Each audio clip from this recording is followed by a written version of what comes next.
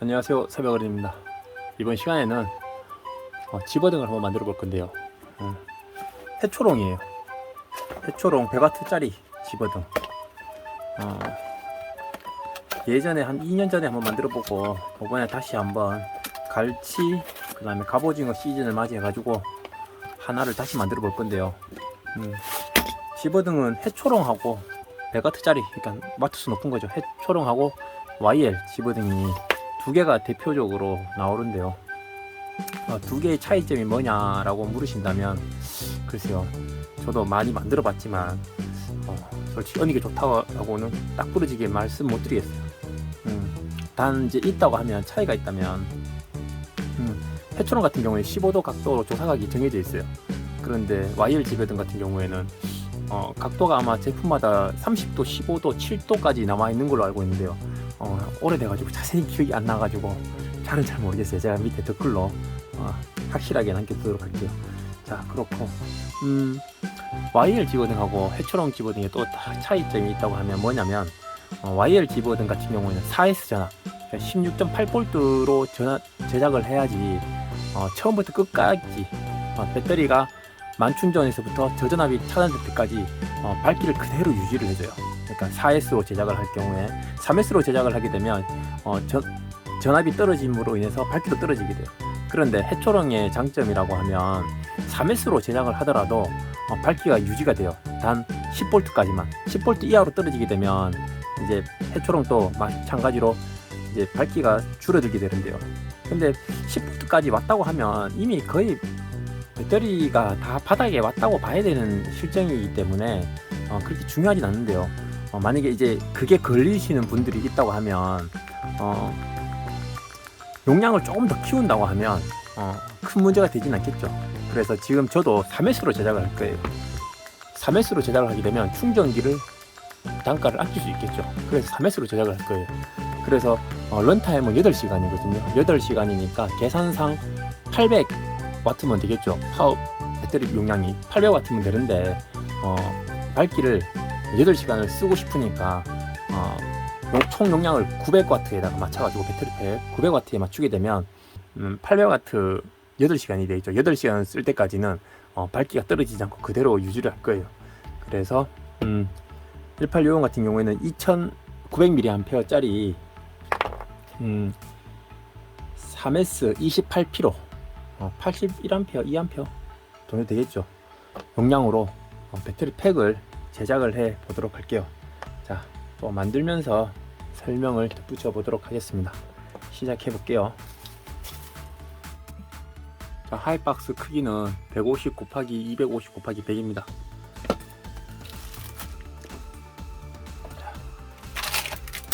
바닥에 이 돌기진 부분 있죠. 배터리 장착을 쉽게 하게, 원활하게 하기 위해 가지고 돌기진 부분 제거를 해줄게요.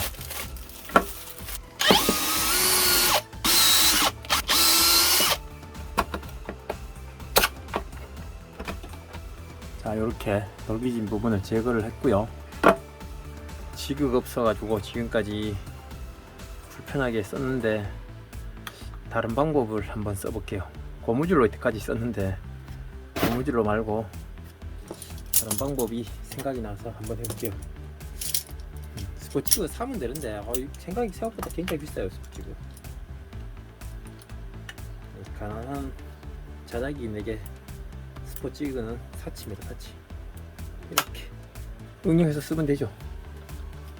네, 되네요. 잘 집어졌네. 그죠? 되죠? 이렇게 하면 되지 뭐. 별거 있습니까? 그죠? 자, 스포츠 칠 때는 항상 강조하는 거, 그죠? 요거죠. 제르닝 작업 필수로 하셔야 됩니다. 필수로. 이게 하이박스가 일반 하이박스보다 높이가 낮아요.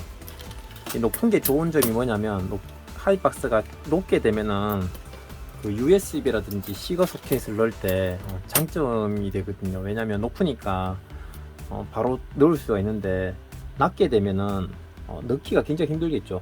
그러니까 높이가 안 맞기 때문에. 그래서 배터리를 비워줘야 되거든요. 배터리 공간을 비워줘야지 넣을 수가 있는데, 지금 같은 상황에서는 배터리를 비워줘야 되기 때문에 이 배열이 좀 흐트러져요. 그러니까 딱딱 맞게 떨어지잖아요. 그래서 아마 스폿을 계속 치다 보면은 왜 스폿을 저렇게 치지 아마 의문이 드실 거예요. 그거는 지금 시거 소켓을 장착을 할 거거든요. 이 집어등에는 그래가지고 조금 지그가 스폿을 칠 때 좀 난해하게 쳐질 거예요. 한번 잘 보세요. 니켈 플레이트는 폭 8mm에 두께 1.5mm예요.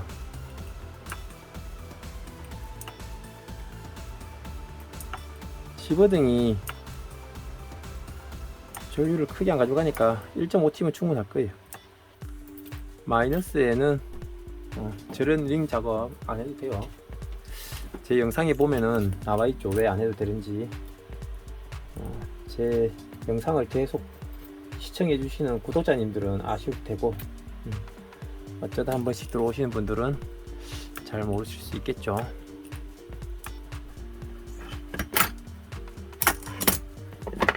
자, 보이실란가 모르겠습니다. 스폿이 19시 깔끔하죠. 자, 마이너스도 그렇고 플러스도 19시 굉장히 깔끔해요. 이거는 왜 보여드리냐면 제 스포키 자랑하려고 이렇게 보여드리는 거예요. 스포키에 대한 질문도 굉장히 많이 올라오는데 제가 지금 스포키를 하나 더 만들려고 재료를 준비 중에 있기는 한데 언제 만들게 될지 잘 모르겠어요. 만들게 되면 그때 좀 자세히 설명을 드리도록 할게요. 조금 헷갈리는 부분이라서 화이트박스에 이렇게 배터리를 넣어가면서 제작을 할게요. 헷갈리면 안 되거든요.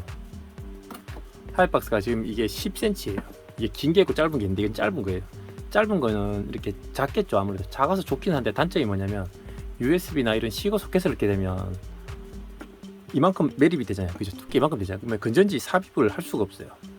그래서 크기는 작아져서 장점으로 작용을 하는데 배터리를 넣으려고 하면 이 단차 때문에 넣을 수가 없겠죠. 그죠? 이 배터리 공간이 차지해갖고 들어갈 수가 없거든요. 그래서 이 녀석 같은 경우에는 이 시고 소켓을 넣을 건데 어떻게 넣냐면 한 대략 예상 지점이 여기쯤이에요. 여기쯤이기 때문에 이 부분에 배터리를 넣지 않는 거죠. 이 정도의 배터리를 빼고 배터리를 집어넣는 거예요. 나머지 공간에. 그러려고 하면 이렇게 3S로 제작을 했을 때 일정하게 배열이 되지 않고 조금 흐트러질 거예요. 아마 배열이. 그래서 아마 초급자 분들이 보시면 스폿이 왜 저런 형태로 가지 하고 이해를 못 하실 수도 있는데요. 그 이유는 요 시고 소켓을 매립하면서 형태가 흐트러지기 때문이에요. 그렇기 때문에 좀 보시는데 조금 이해가 안 되실 수도 있을 거예요. 이런 식으로 작업을 한다는 거 미리 말씀드리고 제작을 할게요.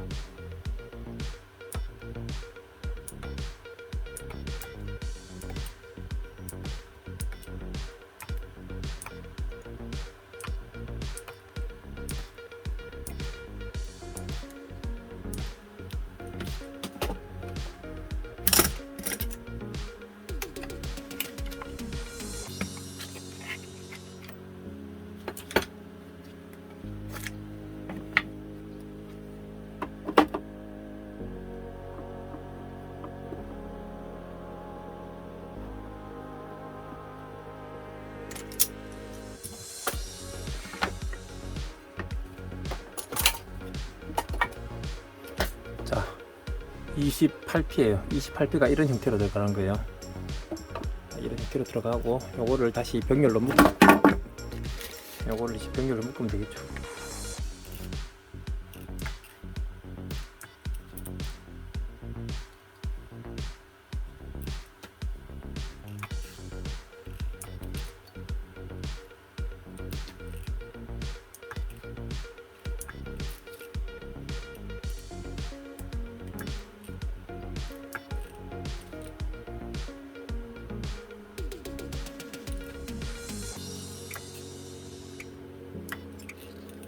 셀간 절연 작업도 해야겠죠. 그래서 셀간 절연 작업을 캡톤 테이프로 해줄게요. 셀간 절연 작업이 왜 중요한지는 제 영상에 보면 잘 나와 있죠.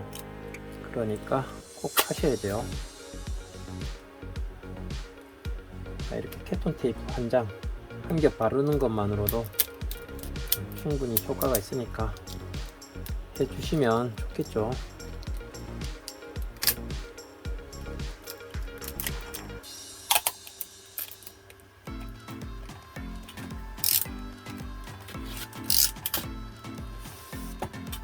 자, 이런 식으로 최소한의 절연 작업을 마쳤어요. 자, 다시 이제 ES가 올라가야겠죠.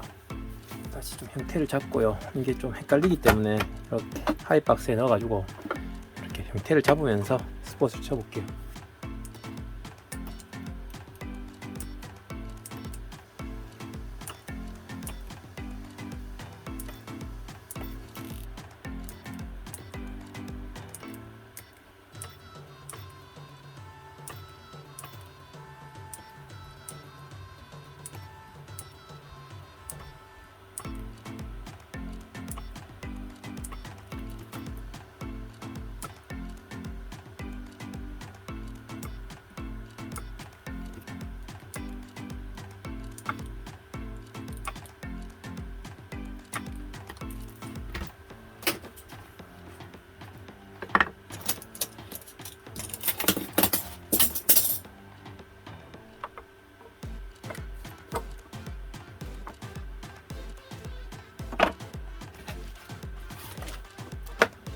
또 이제 ES가 이런 식으로 또 연결이 돼야 돼요. 그래서 이걸 그대로 빼내 볼게요. 그대로 빼내가지고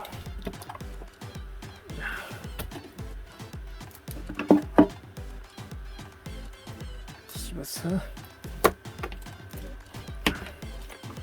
자 이제 ES 연결을 해 볼게요.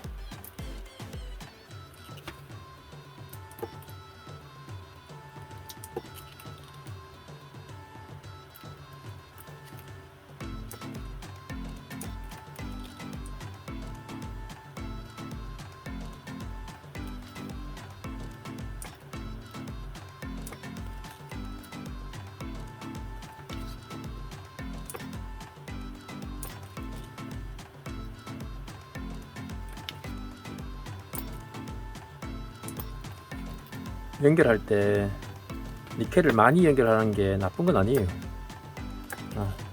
나쁠 건 하나도 없죠. 근데 전류가 많이 흐르는 제품이 아니기 때문에 많이 연결하게 되면 재료비 낭비죠. 그래서 그냥 적당하게 맞게끔 전류가 흐를 수 있다고 하면 그 맞게만 쳐주면 되는데, 지금은 좀 과하게 쳐지는 건 맞아요. 왜냐면 이거를 짧게 잘랐기 때문에. 그래서 바로바로 쓸 데도 없기 때문에. 뭐야 이거. 놀래라 씨. 커넥터가 터졌네요. 커넥터 부분이.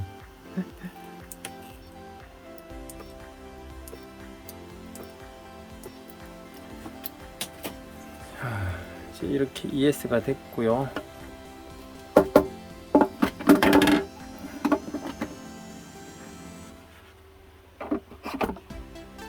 자, 여기 이렇게 이제 시고 소켓이 들어갈 수 있는 구멍을 만들었죠. 그럼 이렇게 이제 시고 소켓을 매립을 할 수 있는 거예요.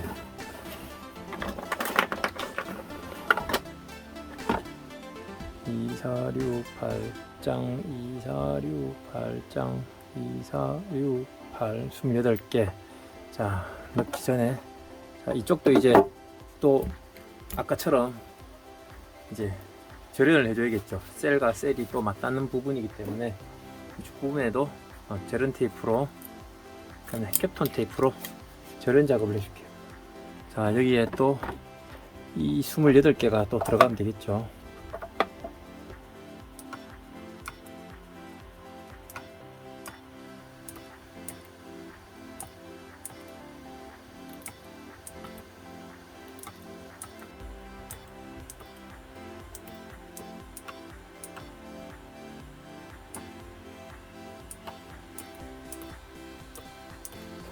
자, 또 요렇게 이제 28P가 들어갔으니까 또 요대로 꺼내가지고 스폿을 쳐볼게요.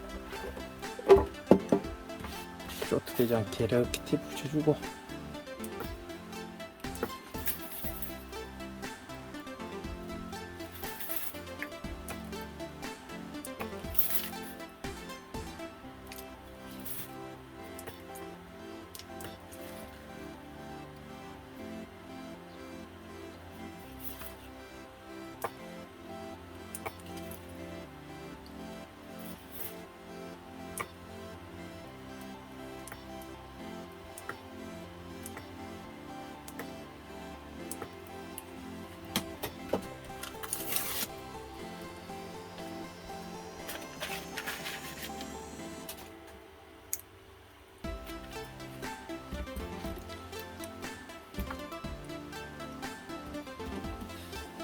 자, 이쪽도 쇼트 나지 않게 테이프 붙여가지고 절연해주고 스팟을 칠게요.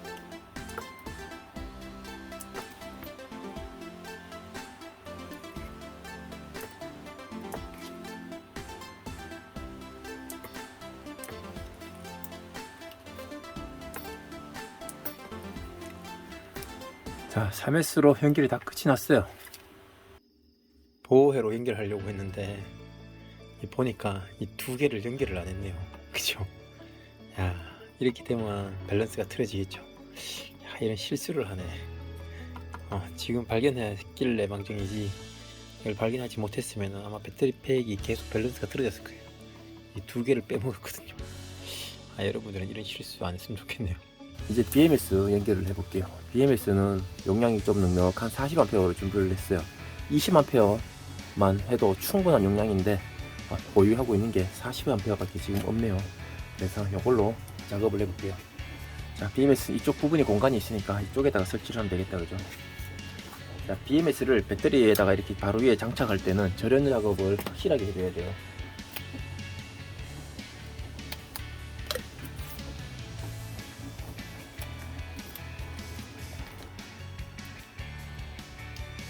그리고 BMS를 연결할 때는 밸런싱 케이블을 설치를 해두면 나중에 수리할 때 굉장히 편하죠. 그러니까 잊지 말고 밸런스 케이블도 꼭 설치를 해주시면 좋아요. 실리콘 케이블 16으로 작업을 해볼게요. 그리고 지금 주변이 굉장히 좀 시끄러워요. 더워가지고 작업 공간이 선풍기도 좀 틀어놓고 문을 열어놓고 지금 세탁기도 좀 돌아가고 있어갖고 좀 시끄럽긴 한데요. 양해 부탁드릴게요. 자, 먼저 B-부터 연결을 해볼게요.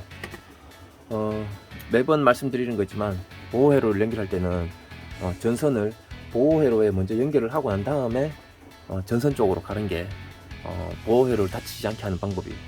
예를 들어서 만약에 배터리 쪽에다가 납땜을 하고 전선을 보호회로 가다가 보호회로 다른 단자에다가 쇼트가 나버리면 보호회로 고장나거든요. 그렇기 때문에 가급적이면 보호회로에 먼저 연결을 하고 난 후에 배터리로 간다라고 생각을 갖고 계셔야 돼요.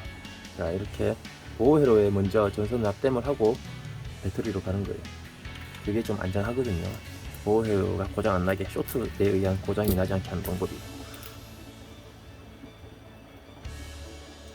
자, 이곳이 이제 B-였죠. 그러면 이 반대쪽, 그죠? 이 마이너스였으니까 플러스 되는 쪽, 플러스와 마이너스 만나는 쪽이 이제 B1이 되는 거예요. 그죠? B1 같은 경우에는 출력선이 아니고 신호선 역할이죠. 전류를, 볼트를 감지하는 선이기 때문에 굵은 선을 쓸 필요가 없어요. 그렇기 때문에 얇은 전선을 써가지고 작업하는 게 좋아요. 두꺼운 선을 써도 상관은 없지만 두꺼운 선을 쓰게 되면 재료비도 비싸고, 그 다음에 두껍다 보니까 작업하기도 좀 힘들겠죠. 그래서 얇은 전선을 사용하는 게 좋습니다. 이렇게 얇은 전선으로 작업을 하면 돼요.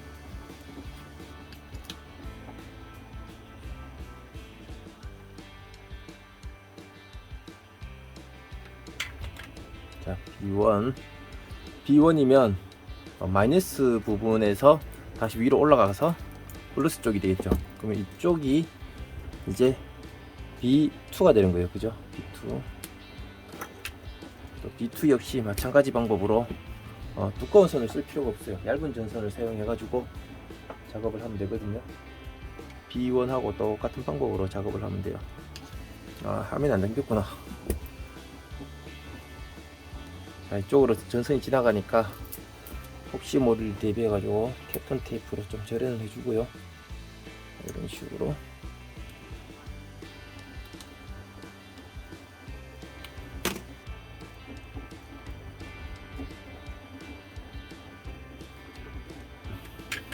자, B2 연결을 했고, 그러면 이제 다시 출력선 B+가 남았죠. B+도 이쪽이 B+가 되겠죠. 그러면 이것도 역시 마찬가지 방법으로 먼저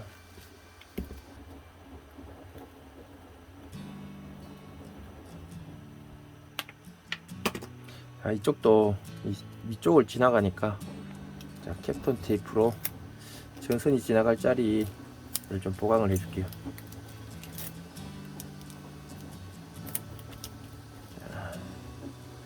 실리콘 전선만으로도 충분하긴 한데 그래도 좀 더 안전하게 작업하면 좋잖아요, 그죠? 그래서 보강 작업을 해주는 거예요.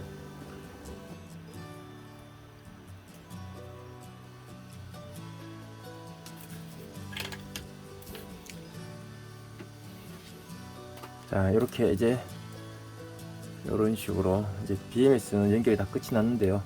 자, 이제 밸런싱 케이블 연결해 줄게요. 밸런싱 케이블을 배터리 단자에서 직접 뽑아도 되지만 이렇게 BMS에 B-, B2, B1, B 플러스가 작업이 이렇게 할 수 있는 곳이라고 하면 여기서 바로 빼내주면 작업이 수월하기 때문에 여기서 바로 빼줄게요. 단자가 이렇게 있으니까 저 작업하기 편하다니까. 이런 식으로 연결만 해주면 되니까. B-, B1. 자, 이러면 이제 밸런싱 케이블 연결이 끝이 났죠. 한번 연결해 볼게요. 작동을 하는지. 자, 3.49, 3.50, 3.49. 자, 작동을 하죠. 이렇게 밸런싱 케이블을 빼놓게 되면 나중에 수리할 때 용이하니까 장점이 많아요.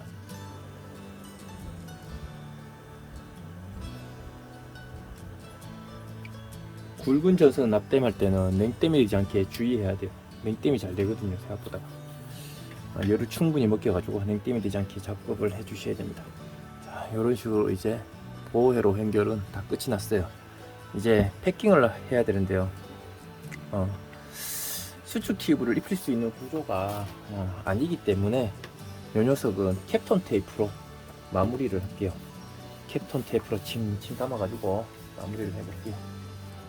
필라멘트 테이프로 먼저 이 녀석들을 좀 단단하게 고정을 먼저 해주고 한 다음에 캡톤 테이프로 감싸야겠네요. 집어등 만들 때나 아니면 기포기 만들 때나 배터리 패킹할 때 가급적이면 방수가 될 수 있게끔 꼼꼼하게 패킹을 해주면 좋아요.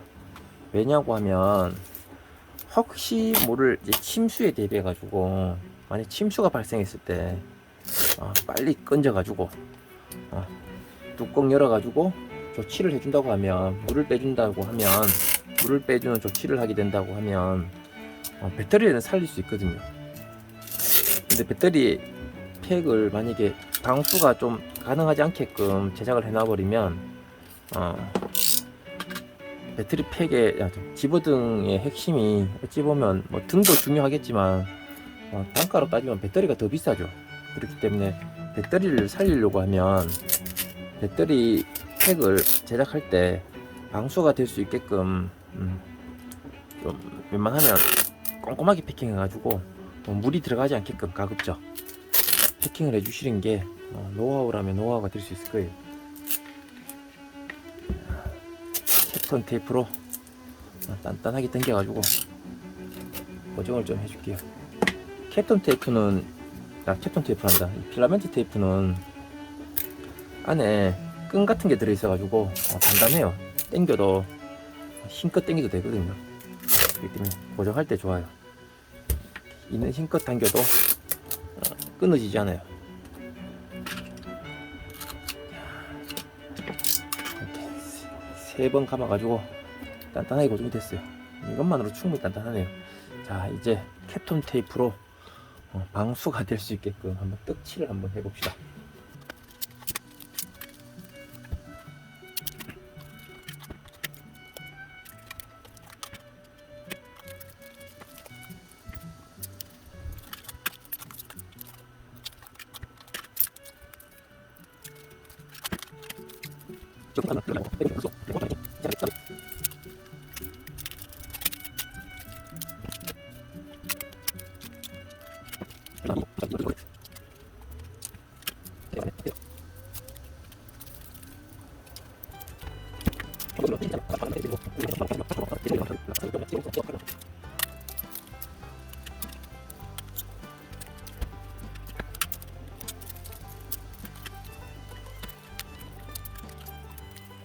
자, 이렇게 패킹을 하더라도 전선이 나오는 부분은 이렇게 홈이 있을 수밖에 없는데요. 이런 부분에는 실리콘 있죠.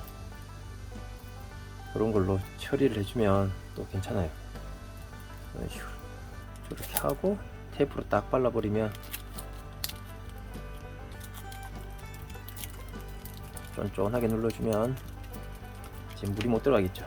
네, 이런 식으로 마감을 하면 방수는 웬만큼 되는 거예요. 1시간 견디는 방수가 아니죠. 물에 빠졌을 때 조치를 할 수 있는 시간만 견뎌주면 되는 방수를 보여주면 되기 때문에 이 정도면 될 거예요. 이렇게 이제 패킹이 끝이 났어요. 한번 하이박스 안에 한번 넣어볼까요? 자, 이런 식으로 들어갈 건데, 자, 잘 됐네요, 작업이. 그리고 이쪽에 충전 소켓도 이쪽에다가 연결을 해야겠네요. 그죠? 충전 소켓도 이쪽에다가 할 수 있는 데가 없으니까 이쪽에다가 대략적으로 넣어야겠네요. 자, 이제 그러면 하이박스 가공을 한번 해볼게요.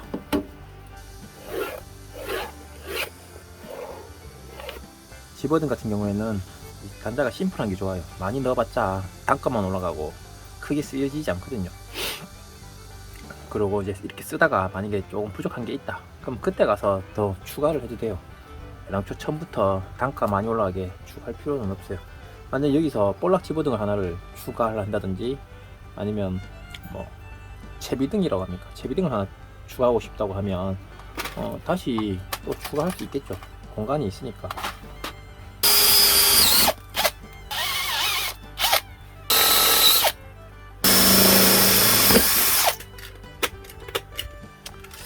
자, 이렇게 이제 타공이 됐어요. 단자를 한번 넣어 볼게요. 잔량 게이지, 메인 스위치, 그 다음에 시거 소켓, 디머 넣어주고요.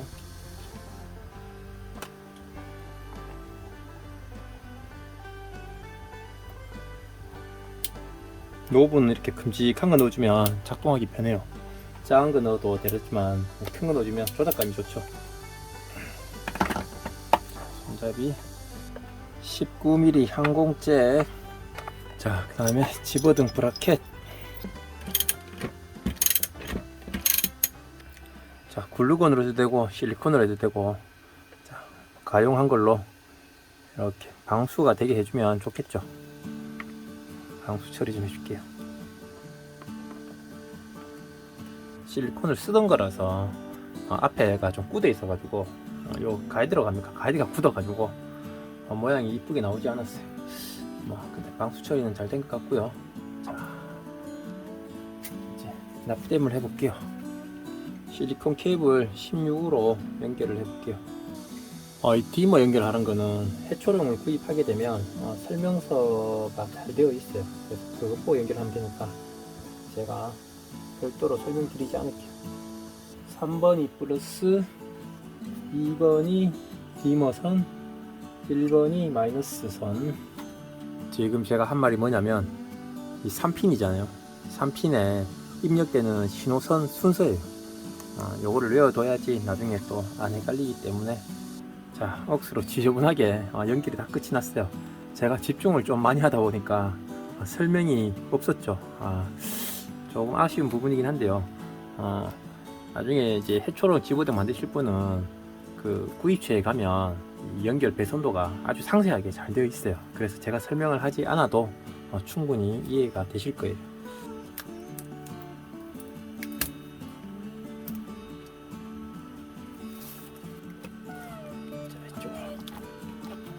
한쪽으로 딱 붙어야지 시거 소켓이 닿지 않고 고정이 잘 될 것 같아요. 됐어요. 안 닿는다. 주변에 배터리 쪽에 닿지 않고 고정이 잘 되네요. 자, 이렇게 작업을 하면 될 것 같고, 제 이쪽에다가 충전 소켓을 또 하나 만들어줘야 돼요. 그죠?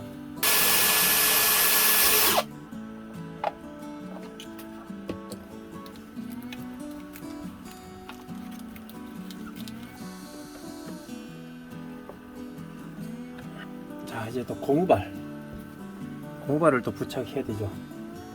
고무발 부착할 때는 이거 미리 붙였어야 되는데 깜빡해버렸어. 이렇게 큼직한 걸로 붙여주면 좋아요. 넓은 부위에 붙여하고 본드로 테두리를 좀 붙여주면은 고정이 잘 돼요. 안 떨어지고. 여름에 뜨거운 날씨에 이게 잘 떨어지거든요. 그래서 이렇게 테두리에 본드를 한 바퀴 둘러줍니다. 그러면 안 떨어진다기보다는 좀 고정이 잘 된다고 봐야겠죠. 집어등을 또 한번 연결해 볼게요. 자, 여기 보면은 항공잭하고 이 전선하고 이렇게 집어넣고 나면 물이 이 부분을 따라서 침투할 수 있어요. 그래서 방수가 되게끔 작업을 해줘야 되는데요. 이렇게 놓고 이 안에다가 실리콘을 채워 넣는 방법도 있고, 또 이렇게 슈즈 팁으로 작업을 하는 방법이 있어요. 이거는 뭐 자기가 편한 대로 작업을 하면 될 것 같아요. 아까 전에는 집중해서 작업한다고 설명을 잘 못 드렸는데, 이 부분은 최대한 설명을 해 보도록 할게요. 자, 보면은 검은 선은 당연히 마이너스, 빨간 거는 플러스, 그리고 노란 선은 신호선, 디머예요. 디머. 그리고 아까 전에 3번 핀이 플러스, 2번 핀이 신호선이라고 했죠. 그리고 마이너스가 1번 이렇게 놓고요. 그대로 놓고, 항공잭에 보면은 이렇게 숫자가 있어요. 1, 2, 3, 그죠? 아까 그 순서대로 연결을 해주면 돼요. 그러면 간단하죠, 연결. 자, 3번 플러스, 2번 신호선, 1번 마이너스.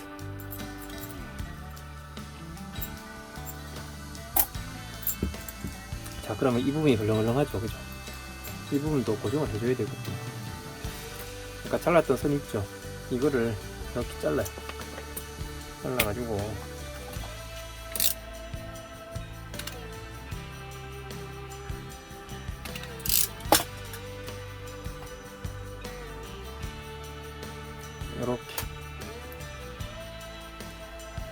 이렇게 해가지고 요 안에 넣는 거예요. 이런 식으로.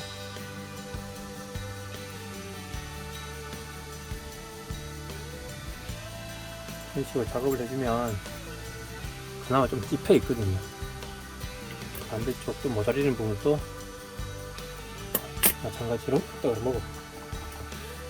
이런 식으로 해가지고 집어주는 거예요. 그러면 좀 선이 단단하게 고정이 되거든요. 자, 이렇게 고정을 하고, 그러면 이렇게 짜투리가 나오겠죠. 요거를 칼로 조심스럽게 제거를 해주는 거예요.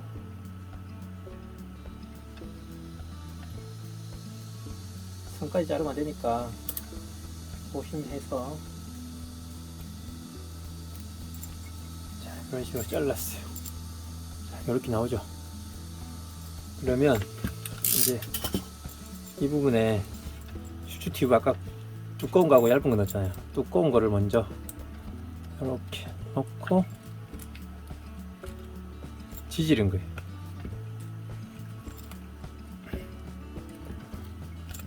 두꺼운 걸 먼저 넣고 지지는데, 지질 때도 실리콘으로 하면 좋은데 실리콘이 없으신 분들은 본드 있죠, 순간 접착제 있죠, 이거를 여기다 쭉 뿌려주는 거예요. 물이 안 들어가게끔. 이런 식으로. 그렇지. 너무 많이 뿌리면 질질질 흘러내리니까 적당히 뿌려가지고,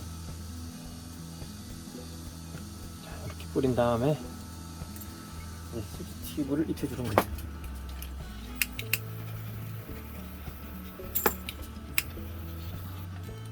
이쪽 부분은 두꺼우니까 이렇게 슈즈 튜브가 이쁘게 입혀지는데, 이쪽에는 이렇게 되지겠죠, 얇으니까. 그럼 여기를 또 칼로 가위로 좀 잘라줄게요.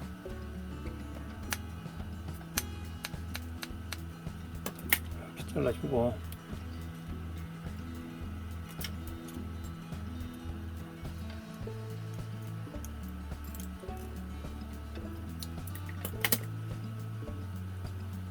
깊지 않을 정도로만 잘라줄게요. 잘라주고 아까 또 넣었던 얇은 수축 튜브 있죠.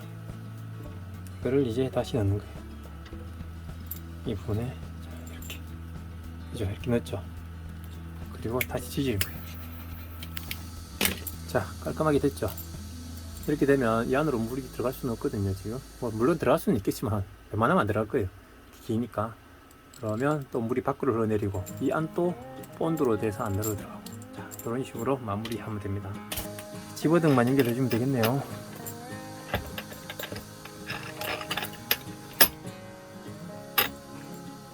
집어등 브라켓 나사 쪼을 때 너무 강하게 조아 놓으면 각도 조절할 때 너무 뻑뻑하겠죠.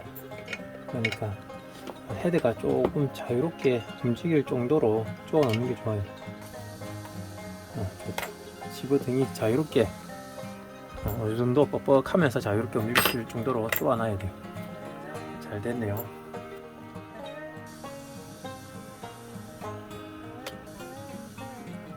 자, 해초롱 집어등 100W짜리 런타임 8시간짜리를 만들어 봤어요. 뒤쪽은 게살구죠. 겉에는 이렇게 번질하지만 속은 여러분 다 보셨지만 전선이 어지럽고 엉망이죠. 자, 이런 식으로 완성이 됐어요. 여기가 좀 빈 공간이 있기는 한데 이 공간은 나중에 또 뭡니까 그거 볼락 집어등이라든지 아니면 채비등이 필요할 때 또 만들 수 있게끔 여유를 남겨뒀고요. 상판에 보면 메인 스위치, 시거 소켓, 잔량 표시기, 디머, 집어등 브라켓, 자, 이렇게 완성을 했어요. 여기서 한번 테스트를 해볼게요. 바닥을 좀 비추게 했겠죠. 켜게 되면은 리튬 3S가 표시되면서 잔량이 보이네요. 자, 디머를 켜면요, 딱 소리 나면서 이렇게 밝기가 조정이 돼요. 부드럽게. 지금 이게 화면상에는 이렇게 뭐가 울렁이울렁 하는데 우리 눈에는 안 보이죠. 카메라에만 담기는 거예요. 이런 식으로 밝기 엄청 밝아요. 지금 눈이 부실 정도로. YL 집어등하고 이 최초롱 보면 뒤에 팬이 있어요. 팬이. YL 같은 경우에는 작동시키는 동시에 팬이 돌아가는 걸로 알고 있는데, 해초롱 같은 경우에는 이 뒤에 팬에 온도 센서가 있어가지고 일정 온도가 되어야만 이 팬이 작동을 해요. 그러니까 팬 작동하지 않는다고 고장난 게 아닌 거예요. 이렇게 엄청 밝네요. 100W 런타임 8시간짜리 치고는 크기가 작다고 생각을 해요. 폭이 좁죠. 폭이 좁고 크기가 작아요. 이 정도면 작게 만들어진 거예요. 왜 이렇게 못 만드냐면 안 만드는 거겠죠. 스포타기가 힘들기 때문에 이런 식으로 잘 만들진 않는데요. 제가 좀 100W짜리라도 소형을 한번 만들어 보자 싶어가지고 런타임 8시간짜리임에도 불구하고 이렇게 소형으로 잘 만들어진 것 같습니다. 설명이 좀 많이 부족한 부분이 있어요. 왜냐면 특히나 더 여름철이라서 그런지 덥고 습하고 하니까 집중도 잘 안 되고 실수도 많고 하더라고요. 그래서 설명을 많이 못 드린 것 같아서 좀 죄송하긴 하지만 궁금하신 내용은 댓글을 주시면 제가 최대한 성심성의껏 답변을 드릴 수 있도록 할게요. 자, 이번 시간에 이렇게 같이 집어등을 한번 만들어 봤고요. 다음 시간에는 또 다른 재미난 자작거리로 찾아뵙도록 하겠습니다. 시청해 주셔서 감사합니다.